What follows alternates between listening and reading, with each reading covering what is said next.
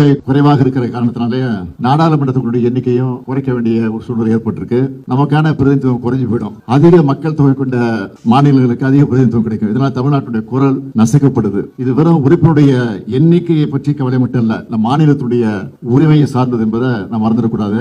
தமிழ்நாடு எதிர்கொள்ளவிருக்கக்கூடிய பல முக்கியமான பிரச்சனைகளை தமிழ்நாட்டை பொறுத்த வரைக்கும் அனைத்து அரசியல் கட்சிகள் மற்றும் தலைவர்கள் எல்லாம் ஒன்றிணைந்து முதல் கட்டமா இந்த கூட்டத்தை ஏற்பாடு செஞ்சிருக்கிறோம். அனைத்து கட்சிகள் எல்லாம் கடந்து அரசியல் எல்லாம் கடந்து இந்த விவகாரத்தில் ஒன்று சேர்ந்து குரல் கொடுக்க வேண்டும் என்று உங்கள் மூலமாக நான் இப்பவே கேட்டுக்கிறேன். யூபிக்கு இருக்கக்கூடிய மொத்த எம்பிக்கள் 543 எத்தனை சதவீதமோ நாளைக்கு சீட் அதிகமான பிறகு கூட அதே அடிப்படை தான். இதுதானே விகிதாச்சாரம், இதான ப்ரோரேட்டா. இதை மறுபடியும் குழப்பி ஆர் ஆசா அவர்கள் போன்றவர்கள் எல்லா தலைவர்களும் இதையும் புரிஞ்சுக்கலனா அவங்களுடைய நோக்கம் என்ன?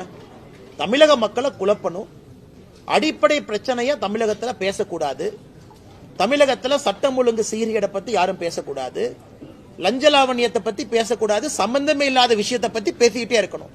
ஒரே நாடு